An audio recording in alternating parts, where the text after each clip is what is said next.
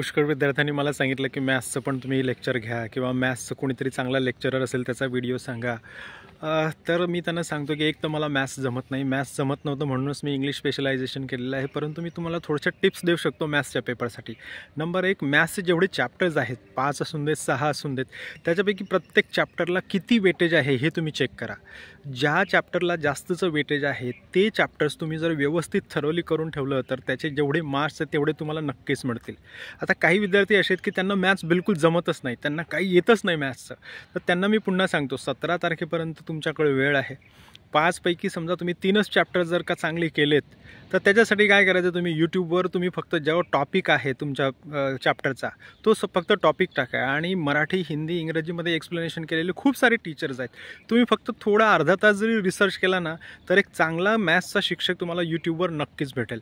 आणि त्या यूट्यूबच्या शिक्षकांचे जेवढेही व्हिडिओ आहेत आपल्या डिप्लोमाशी संबंधित ते तुम्ही व्यवस्थित ऐकले आणि त्याच्यानुसार प्रॅक्टिस केली ना तर नक्कीच तुम्हाला पासिंगचे मार्क्स तरी नक्कीच मिळतील। हा माझा अनुभव आहे, मी सांगतो तुम्हाला। मी जेव्हा सेट एक्झामिनेशन क्वालिफाय केली मी फक्त आणि फक्त यूट्यूब व्हिडिओच्या भरोसे ती क्वालिफाय केलेली आहे।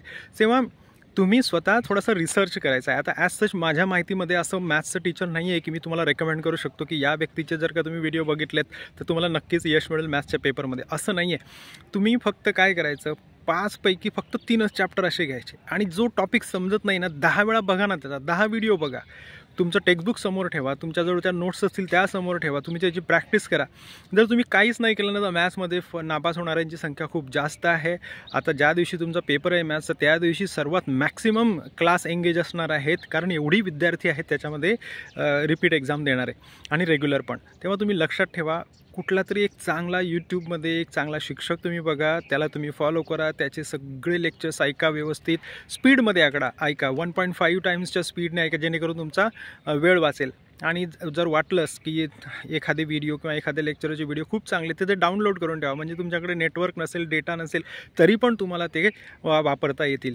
तेव्हा प्रॅक्टिस करा, mathematics is equal to practice. आणि एक आणखी शेवटची खूप इम्पॉर्टंट आणि महत्त्वाची टिप मी तुम्हाला सांगतो, मागच्या 2023चे समर आणि विंटरची एक्झाम आणि 2024ची समरची एक्झाम असे 3 क्वेश्चन पेपर तुम्ही MSBTच्या वेबसाईटवरनं डाउनलोड करा आणि हे तिघंही क्वेश्चन पेपर अगदी जसेच्या तसे व्यवस्थित करून घ्या।